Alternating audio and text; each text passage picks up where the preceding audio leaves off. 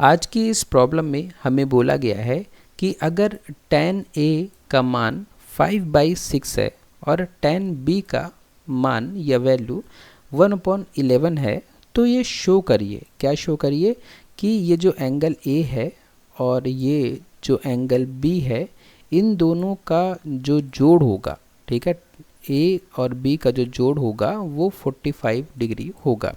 लेकिन इस क्वेश्चन में एक छोटी सी गलती है। गलती ये है कि इनको ये भी मेंशन करना चाहिए था कि a और b दोनों एक्यूट एंगल हैं। ठीक है, एक्यूट एंगल क्या होते हैं?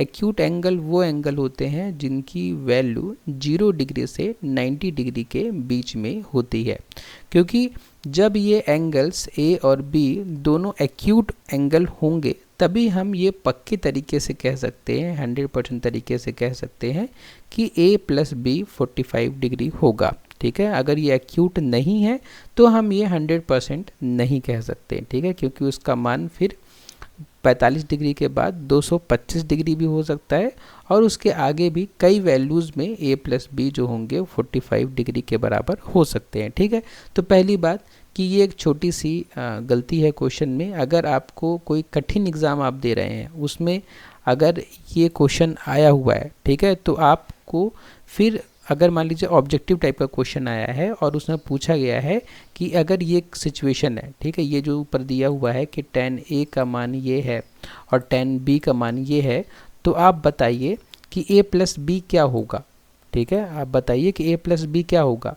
तो आपके पास ऑप्शन होगा कि a प्लस बी 45 डिग्री होगा और एक दो ऑप्शन होंगे। एक ऑप्शन ऐसा भी होगा कि a प्लस बी जो होगा वो बराबर होगा 45 प्लस n इंटू 180 के। ठीक है, जहाँ पे n जो है वो क्या रहेगा, n जो है एक इंटीजर है। ठीक है, n क्या है, एक इंटीजर है। आपके पास इस तरीके से ऐसा लिखा रहेगा। तो इन दोनों में से जो सही ऑप्शन होगा वो ये होगा। ठीक है, अगर उसने मेंशन नहीं किया है कि a और b एक्यूट एंगल है, अगर उसने मेंशन किया है कि a और b एक्यूट एंगल है, तब तो ऊपर वाला आंसर सही होगा। ठीक है, अगर a और b एक्यूट एंगल है, एक्यूट एंगल मतलब वो एंगल जिनका मान 0 से 90 डिग्री के बीच होता है, तब हम कह सकते हैं कि a और b का जो जोड़ होगा वो 45 डिग्री होगा। लेकिन अगर एक्यूट एंगल मेंशन नहीं किया गया है तब ये वाला आंसर सही होगा।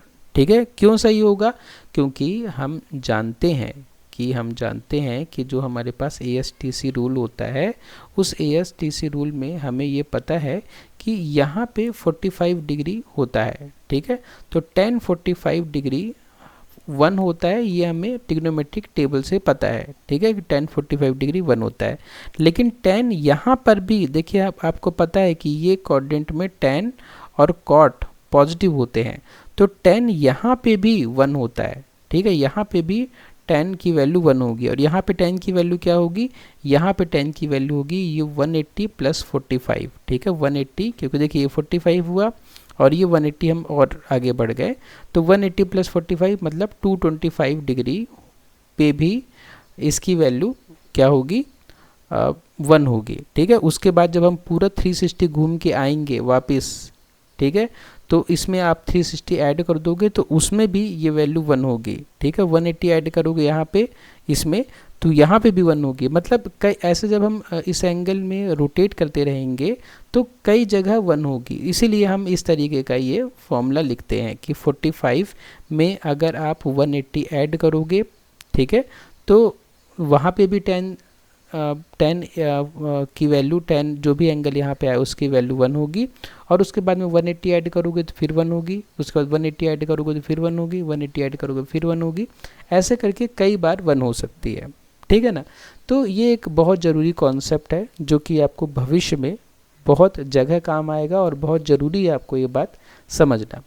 तो आई होप कि इस बात को आप समझ रहे होंगे। तो अब फिलहाल जो क्वेश्चन दिया हुआ है वो क्वेश्चन में वो ये बोल रहा है कि आप ये मान के चलो, ठीक है, आप ये मान के चलो कि a और b जो है एक्यूट एंगल है। ठीक है, अगर a और b एक्यूट एंगल है तो हम इस क्वेश्चन को बहुत आराम से सॉल्व कर सकते हैं।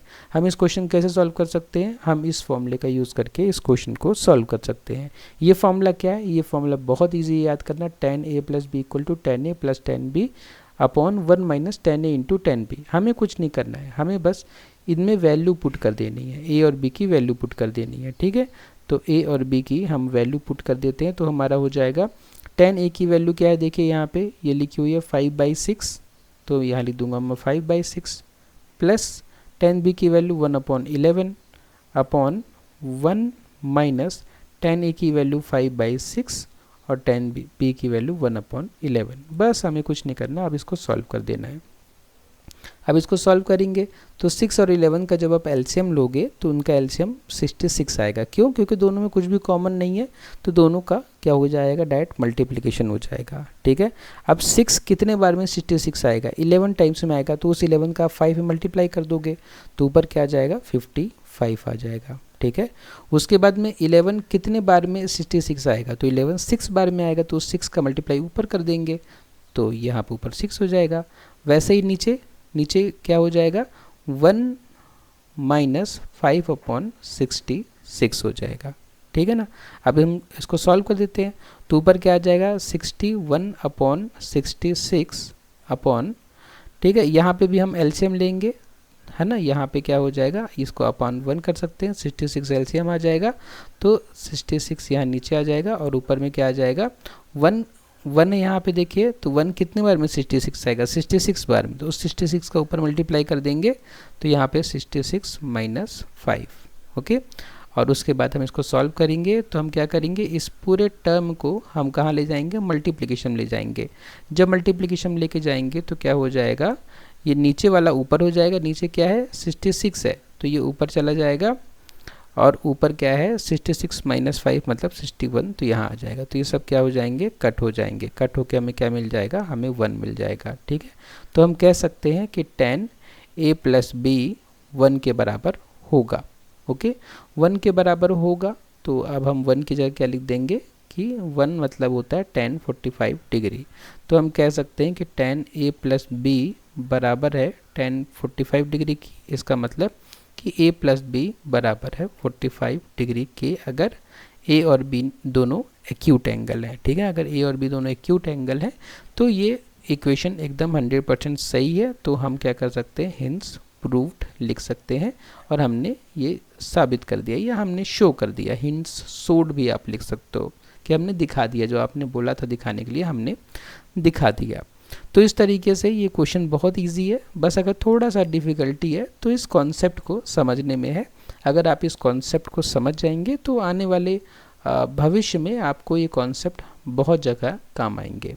ठीक है ना, तो आज के इस वीडियो में बस इतना ही। अगर आपको इस प्लेलिस्ट से शुरू से पढ़ना है जिसमें हम मैथमेटिक्स पढ़ रहे हैं, तो उसके लिए आप मेरे यूट्यूब चैनल पर जाइए। मेरे यूट्यूब चैनल पर आपको ये प्लेलिस्ट मिल जाएगी, इस प्लेलिस्ट पर आप क्लिक करिए और यहाँ पे देखिए आपको मिल जाएगा मैथमेटिक्स की पूरी प्लेलिस्ट। ठीक है, और इस प्लेलिस्ट पे जब आप क्लिक करोगे तो यहाँ पे सीक्वेंस में आपको सारे कॉन्सेप्ट्स मिल जाएंगे। आप एक एक करके सारे कॉन्सेप्ट्स को पढ़ सकते हैं। एक दिन में आप 2 वीडियो ही पढ़ेंगे तो आपका सिलेबस बहुत आराम से कंप्लीट हो जाएगा। आपके पास रिवीजन करने का भी बहुत समय बचेगा। ठीक है, और उसके बाद अगर आपको नोट्स चाहिए, ठीक है, जिस नोट्स में हम ये सब चीज़ें इकट्ठा कर रहे हैं, तो आप क्या कर सकते हैं, मेरे YouTube चैनल पर आप मोर नाम के बटन पर क्लिक कर सकते हैं। यहाँ पे गूगल ड्राइव, आपको गूगल ड्राइव की लिंक मिल जाएगी। इस लिंक पर जब आप क्लिक करोगे तो आप गूगल ड्राइव पे पहुँच जाओगे और इस गूगल ड्राइव में आपको ये मैथमेटिक्स नाम का फ़ोल्डर मिल जाएगा। इस फोल्डर पे आपको ये सारी